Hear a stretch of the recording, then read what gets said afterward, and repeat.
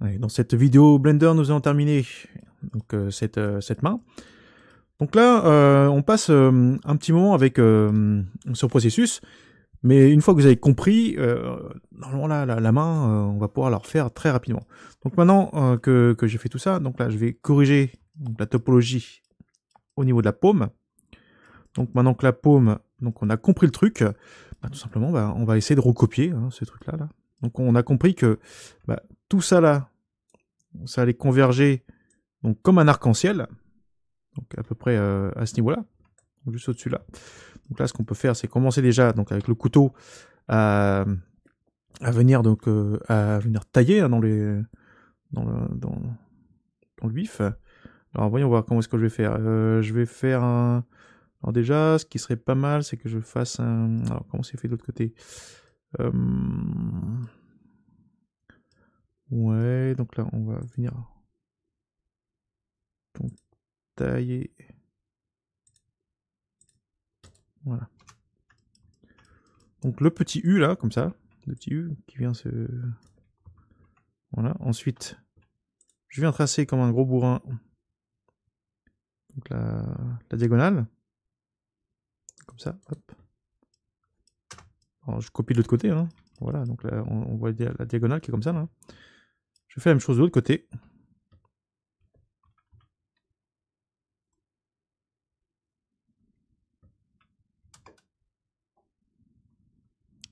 Alors je vais cacher le gizmo de transformation parce qu'il prend de la place quand même sur l'écran. Voilà. Hop, voilà. Ok. Ensuite, donc maintenant, donc ça va en face. Celui-là, ça va en face. Et celui-là,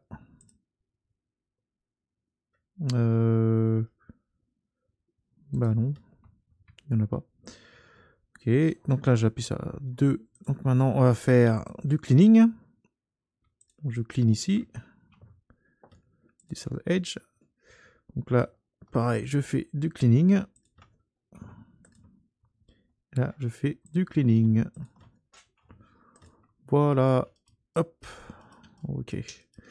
Donc après, si là, vous voulez repositionner les vertex, donc je les sélectionne. J'appuie sur la touche R. Je me place en mode donc local. Point virgule, median point. Allez. Ok, je fais une mise à l'échelle. Donc là, on replace les vertex. Voilà. Hop, et voilà. Ok, donc voici donc pour la retopologie d'une main. Et donc là, on a quasiment terminé. Là, ce qu'il faudrait faire, c'est rajouter donc des loops.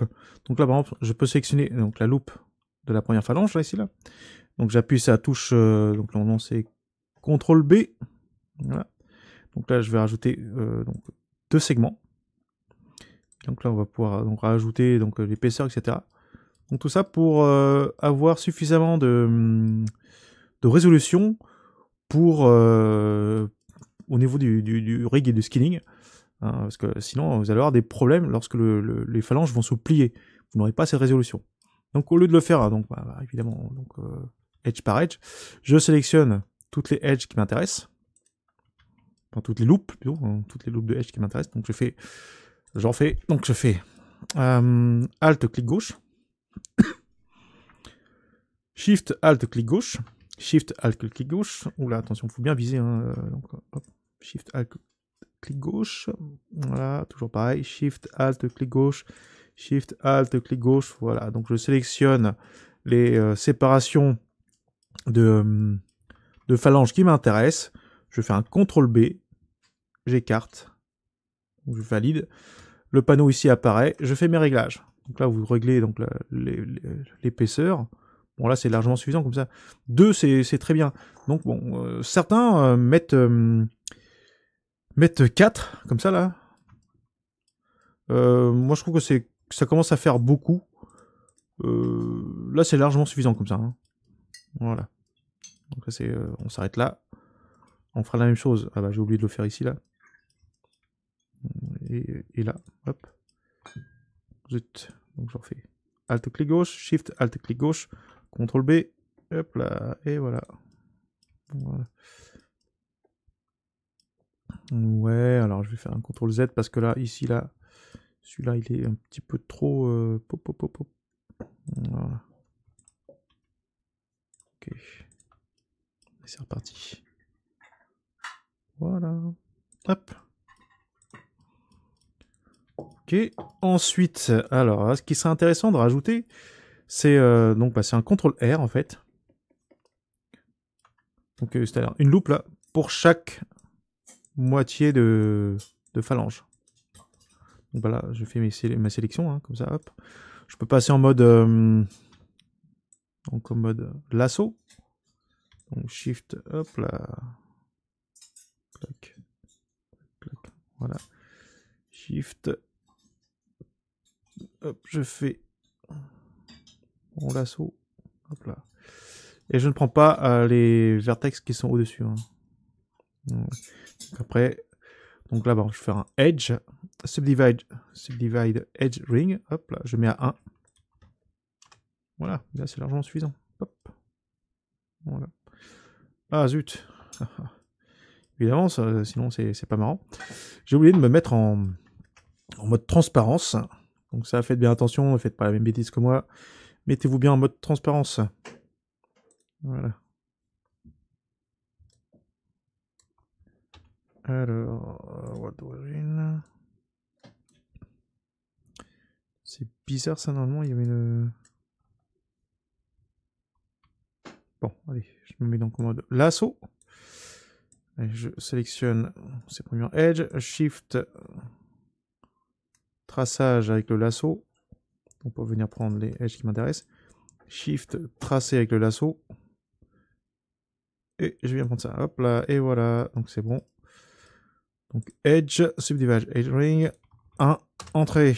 Allez, c'est parti. Voilà. Donc là, c'est mieux. Hein.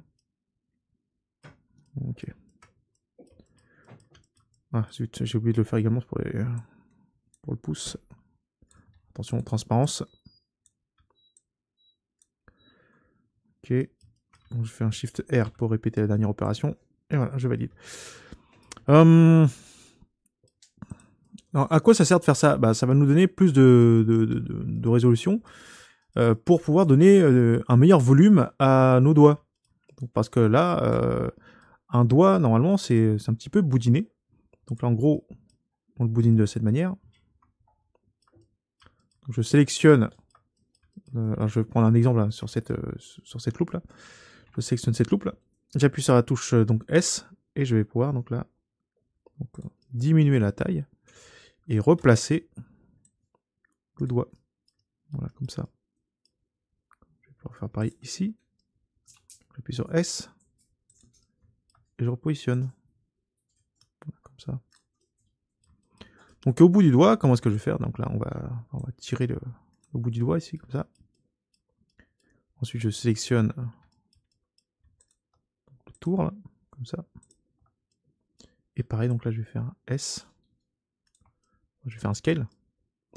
Et s'il le faut, donc là, on pourra rajouter donc là, des loupes, comme ça, pour pouvoir bien déplacer les éléments du doigt. Donc là, je sélectionne en vue de... Donc déjà, je commence par la vue de dessus. Voilà, en transparence. C'est toujours le piège, ça. Je passe en vue de côté. Et donc là, je les replace. Donc là, je fais CTRL, sélection, pour désélectionner, et ainsi de suite. Voilà. Donc là, la pointe. Un petit peu comme ça. Voilà. Donc c'est à ça que servent les résolutions qu'on vient de rajouter. C'est pour donner plus de volume. Donc là, par exemple, là, ce que je pourrais faire, c'est sélectionner donc, ces vertex là qui sont à chaque moitié et les gonfler un petit peu. Non, les gonfler, les retirer. Enfin bref, on rajoute du volume. Voilà. Donc là, on commence à faire des corrections à la base. Et donc là, on commence à voir que là, en tout cas, l'auriculaire là commence à prendre forme. Donc là, je peux appliquer donc un subdivision surface, là, un modifier, juste pour regarder ce que ça va donner à la fin. Voilà ce que ça donne. Donc là, on commence à voir une forme de doigt apparaître. Et voilà. Donc c'est le but. Donc là, il va falloir faire la même chose pour chaque doigt, évidemment. Donc il va falloir revenir. Donc là, je vais le cacher. Hop. Donc là, je viens sur, par exemple, celui-là. Celui-là. Et oula. Et ça. Donc là, je vais faire donc un scale en individual origins. Donc hop là, comme ça. Voilà. Bon, j'exagère pas trop. Ensuite là, je recule le tout. Là, je sais pas. Voilà.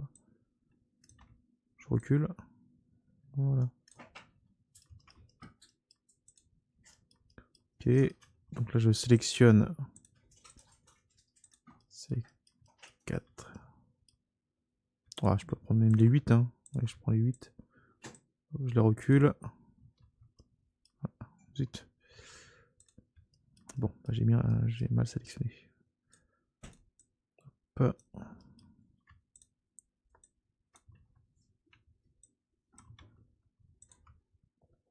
Ah, zut. Alors l'image là m'embête. Je vais la rendre non sélectionnable. Hop, voilà. Ok, je retourne dedans. Je vais remettre en select box. Donc sélection. Hop, je retire celui-là. Voilà, donc là je vais le baisser légèrement. Faire. Bon, je voulais faire un scale, mais il a fait une extrusion. Ouais, j'ai déjà appuyé sur le mauvais bouton. Voilà. Ok, je sélectionne et je recule. Voilà. Donc vous prendrez le soin de rajouter la résolution, de faire vos différentes opérations. Ce qu'on pourrait faire également, c'est sur le doigt là, rajouter, donc comme ici là, des insets, ici là, pour chaque, donc pour chaque pli. On pourra le faire, hein, ça c'est pas du tout interdit. Donc, par contre là, ici là, si vous trouvez que c'est pas très beau là au niveau de la résolution, bah, pas de panique, hein, on passe en mode sculpting. Et là donc on va pouvoir donc utiliser le relax ici, l'outil relax. Donc je fais shift clic gauche en même temps, donc là j'essaie de réorganiser le tout comme je peux. Voilà, donc là, hop.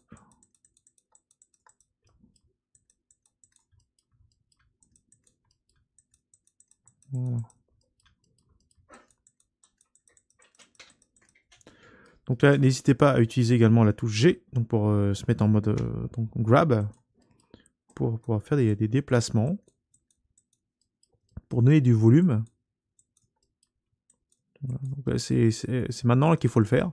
Donc maintenant qu'on a retouché la topologie, qu'on a fait les corrections, qu'on a commencé à donner du volume, donc là on commence à avoir vraiment un maillage intéressant. Donc on va pouvoir bien travailler, bien... donc on va pouvoir donner des formes. Tiens là... ouais, c'est intéressant là. C'est que dans ce mode-là, alors ce qui serait pas mal, c'est qu'il me cache les références. Ici là, view par display. Ok, visibility, ok. Ici, voilà, backface cover. Non. Ah non, il veut pas le faire ici. Peut-être parce que je l'ai pas activé là. Voilà, backface cover ici aussi. Voilà. Voilà. Ok, c'est mieux. Alors, donc je disais, voilà, je mets comme ça. Donc là, je vais tirer un petit peu plus sur les vertex pour commencer à donner la forme définitive de cette main. fichier main. Donc le plus complexe, en gros, hein, ça va être de retravailler la topologie, parce que la topologie va nous permettre de faire des passages de temps de face vers temps de face, et va nous nous permettre j'allais dire de tricher, oui, de pouvoir donc obtenir des bons résultats quant à positionnement et à la disposition des faces et de tout le système. Voilà. Donc en tout cas là, alors je vais le retoucher manuellement. On est en layout.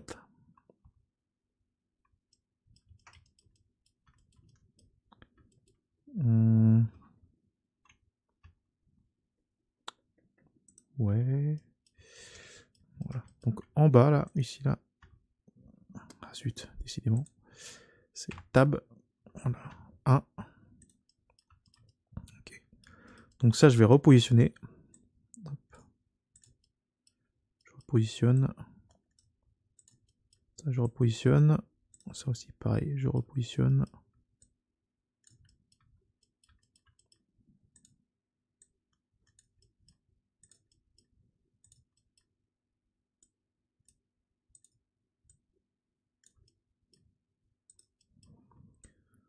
Voilà, donc là on va commencer à préparer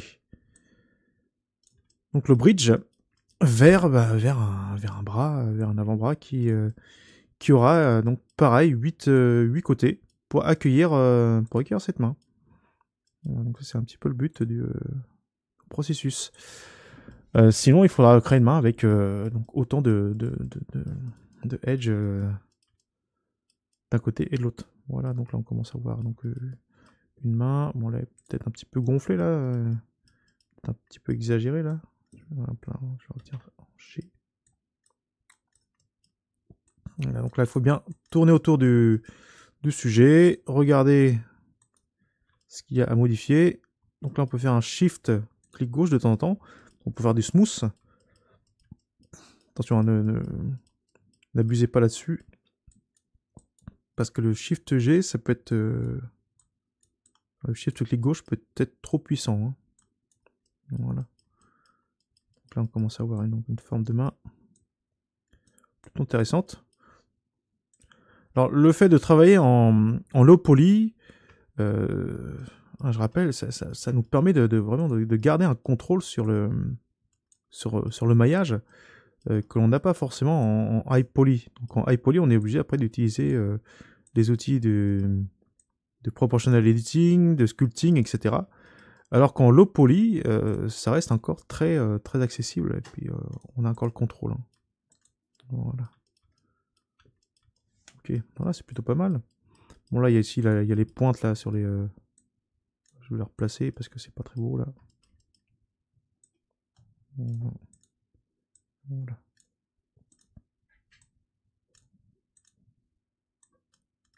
Ok. Donc puis de temps en temps, on regarde ce que ça donne en high poly. Voilà. Donc là, on commence à avoir des doigts là pour l'auriculaire et l'annulaire là. Donc l'annulaire et auriculaire qui commence à être pas mal. Donc là, on commence à avoir du volume qui apparaît là pour la paume de la main là. Donc plus on va travailler les formes, donc les concaves et convexes, et plus on va obtenir quelque chose de plus en plus réaliste. Donc là, il faudra retravailler un petit peu là, parce qu'elle a une petite bosse là. Donc là, je pense de travailler correctement cette partie là. En sélectionnant ça, en proportional editing, et je calme. Voilà, donc comme ça. Voilà. Ok. Donc au fur et à mesure, donc on va réussir à obtenir donc les résultats désirés. Par exemple, là, ce que je pourrais faire, c'est tirer un petit peu peut-être. Ah non, là c'est le proportional editing là, trop puissant. Là. Voilà, tirer comme ça là, pour avoir cet effet donc palmé de la main. Donc là, je tire sur sur ces vertex là qui sont là. Voilà. Donc et au fur et à mesure, Donc on va obtenir des résultats qu'il faudra modifier, etc. Donc là, il faudra venir travailler correctement donc certaines parties, en réduire d'autres. Donc là, ça c'est vraiment le travail du modeler. Donc là-dessus, et voilà. Donc là, on a quasiment terminé. Donc là, je vous laisse le soin donc de terminer le majeur, l'index et le pouce. Donc là, c'est toujours pareil. Donc c'est la même chose. Donc on verra ça éventuellement dans une dernière vidéo pour le peaufinage.